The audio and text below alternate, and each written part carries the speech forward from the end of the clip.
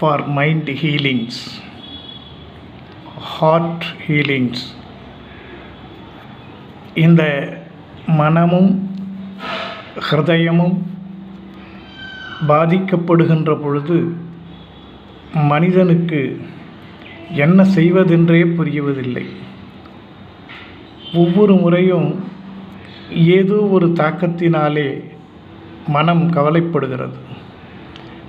கவலைப்படுகின்ற பொழுது ஹிருதய துடிப்பு என்பது அதிகமாக இருக்கிறது. அந்த நேரத்திலே செயல்பாடுகள் முடக்கப்பட்டு விடுகிறது. இப்படி ஒவ்வொரு நிலையிலேயும் மனிதர்களுக்கு ஏற்படக்கூடிய இந்த சங்கடங்கள் நீங்க வேண்டுமல்லவா? அப்படி நீங்குவதற்கு நாம் என்ன முயற்சி செய்கின்றோம்?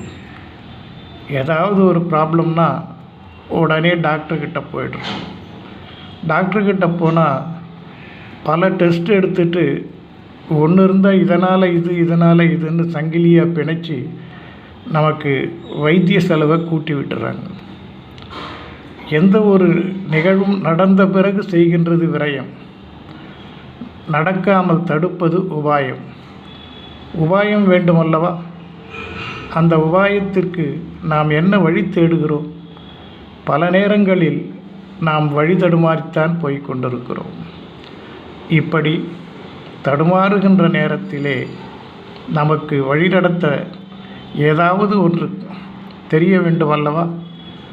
அப்படி தெரியக்கூடிய விஷயங்களை சிந்தித்து செயல்படுகின்ற பொழுது வருமுன் காப்போம் என்ற ஒரு சொல்தொடர் நமக்கு நினைவுக்கு வருகிறது.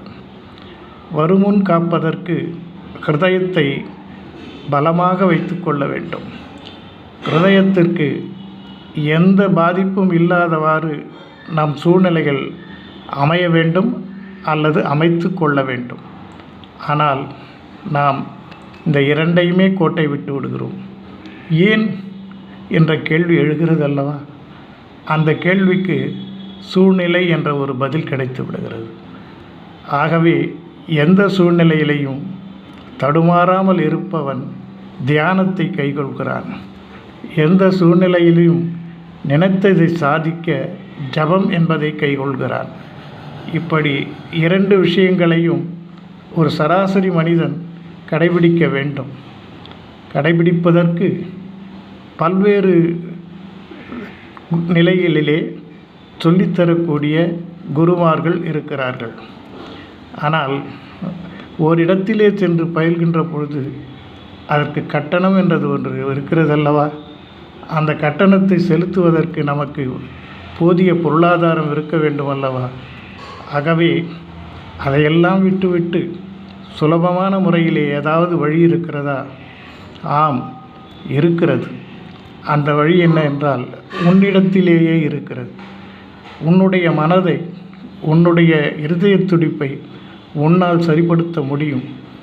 அதை படிப்படியாக நாம் அதை முயற்சி செய்தால் நிச்சயம் சாதிக்க முடியும். நமக்கு நேரம் இல்லை என்ற ஒரு வார்த்தை இருக்கிறது. பொழுது விடிஞ்சா பொழுது போனால் ஏதாவது ஒரு பிரச்சனைக்கு ஓடிக்கொண்டே இருக்கிறோம். அந்த ஓடிக்கொண்டே இருக்கின்ற நிலையிலேயும் நாம் நம்முடைய மனதை, ஹிருதய துடிப்பினை சீராக வைத்து கொள்வதற்கு சுலபமான வழி மூச்சு பயிற்சி. மூச்சு பயிற்சியிலே தான் முக்காலமும் அடங்கி இருக்கிறது. மூச்சை கட்டுப்படுத்தியவன் வாழ்க்கையை வென்றவனாகிறான். அதுக்குத்தான் வாசி யோகம் என்று சொல்வார்கள். வாசி யோகத்தை முறையாக படிக்க வேண்டும், வாசி யோகத்தை பயன்படுத்தி கொள்ள வேண்டும் என்ற ஒரு நிலை இருக்கிற பொழுது அதற்கும் சில பேர் கற்பிக்கும் கூடத்தை ஏற்படுத்தி வியாபாரமாக்கி விட்டார்கள். சுலபமாக சொல்ல வேண்டியது அதை கடினமான பயிற்சி என்று காண்பித்து நாங்கள் தான் வழிகாட்டுவோம் என்று சொல்லக்கூடிய கூட்டங்களுக்கு இடையிலே நமக்கு நாமே வாசி யோகத்தை பயன்படுத்தி பார்க்கலாம். மூச்சுக்குழலிலே இடது பக்க நாசிலே உங்களுடைய காற்றை இழுங்கள், சிறிது நேரம் உள்ளடக்கி வையுங்கள்.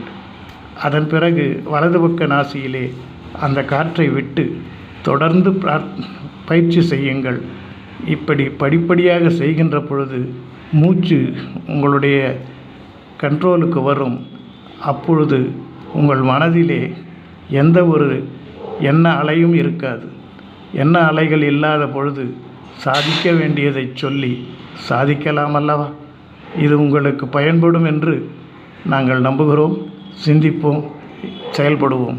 எல்லாம் இன்பமயம்.